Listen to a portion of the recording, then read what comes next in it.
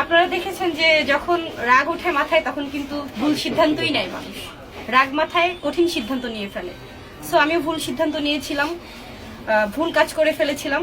এখন আশা করছি সামনে আর কোনো ভুল করব না। অসংখ্য ধন্যবাদ আপনাদের প্রিয় দেশবাসী। সকলের আগে আমি হিরো আলম এবং রিয়ামণি দুইজনে আপনাদের কাছে ক্ষমা দৃষ্টি আকর্ষণ করতেছি।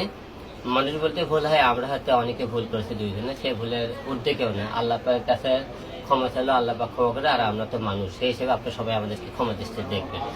আর আমাদের দুইজনে রিয়ামণি এবং হিরো আলমকে দুই পক্ষে আমাদের আইনজীবী হিসেবে আমাদের আতিক ভাই আছেন। আতিক ভাই আমাদের দুই পক্ষের কথাবার্তা শুনে এবং মামলা দুই পক্ষে আমাদের মীমাংসা হয়ে আমরা একত্র হয়েছে যে রিয়ামণি যে মামলা করেছিল সে মামলা উঠাই নিতেছে, আমি তো রিয়ামণির উপর যে মামলা করছি উঠাই নিতেছে। উঠে নিয়ে আমরা দুইজনের সামনে একসাথে সুন্দরভাবে যাতে সংসার করতে পারি এবং সুন্দরভাবে চলতে পারি এবং আমাদের দ্বারা মানুষ যারা কিছু শিখে আমরা এই ধরনের কোনো কিছু আপনাদের সামনে নিয়ে আসবো। এবং রিয়ামণির জীবনে যে ভুল করছে আমি চাবো যে তুমি স্ত্রী হিসেবে একটা স্বামীর এরকম দায়িত্ব এবং স্বামীর কথা মতো চলা, যে বারবার তোমার উপর আমার একটা অভিযোগ দিলে তুমি আমার কিছু কথা শোনো না। দেশবাসী সবার কাছে আমি ক্ষমা দৃষ্টিতে বলতে, আমাকে ভুল করলে আমি তাকে ক্ষমা দৃষ্টিতে দেওয়া অবশ্যই মাফ করে দেবো। এবং সে আমি যদি কোনো ভুল করি তোমার সেই আমাকে ক্ষমা দৃষ্টিতে দেখে বাকি জীবন যাতে ভালোভাবে চলতে পারে সেই হিসেবে দেশবাসীর কাছে দুইটি কথা। আসসালামু আলাইকুম, আমি রিয়ামণি। বিগত দিনে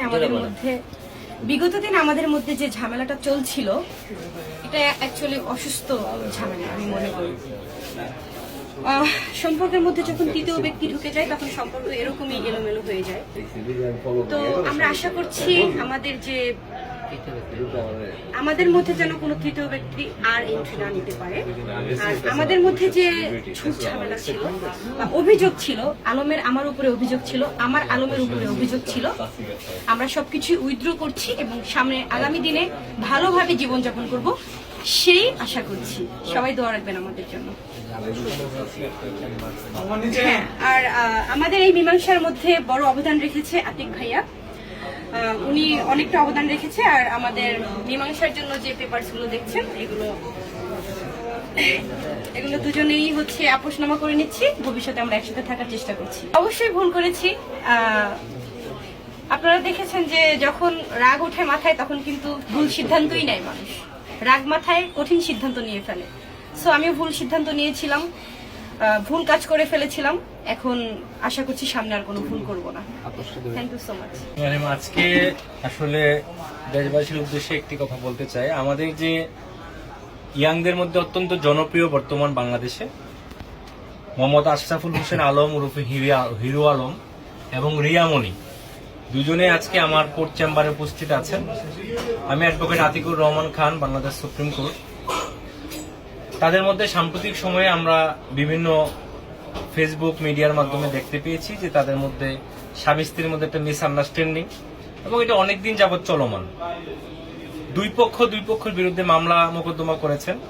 হিরো আলম আমার পাশে আছেন, আমাদের নায়ক।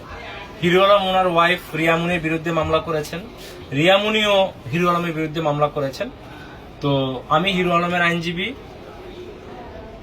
পরবর্তী সময়ে তাদের দুই পক্ষের মধ্যে আজকে আমাদের চেম্বারে সুষ্ঠু সমাধানের লক্ষ্যে আমরা দুই পক্ষকে ডেকে আপোষ মীমাংসা করিয়েছি এবং আজকে যৌথ আপোষনামার মূলে তাদের মধ্যে একটি স্থায়ী সমাধান হয়েছে এবং আমরা আশা করি আগামী দিনে, যেহেতু হিরো আলমের নেগেটিভ পজিটিভ দুইটাই ইম্প্যাক্ট আছে, কিন্তু পজিটিভ ইম্প্যাক্টে অনেক বেশি। হিরো আলম বাংলাদেশের একটা ব্র্যান্ড, অনেক মানুষ তাকে পছন্দ করে, অনেক ফলোয়ার।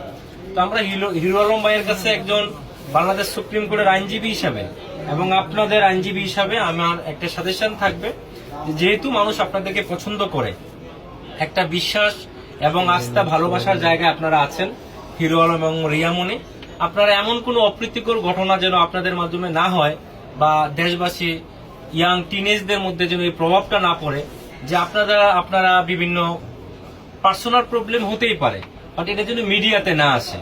আর আমরা আশা করি এবং বিশ্বাস করি আগামী দিনে তারা দুইজন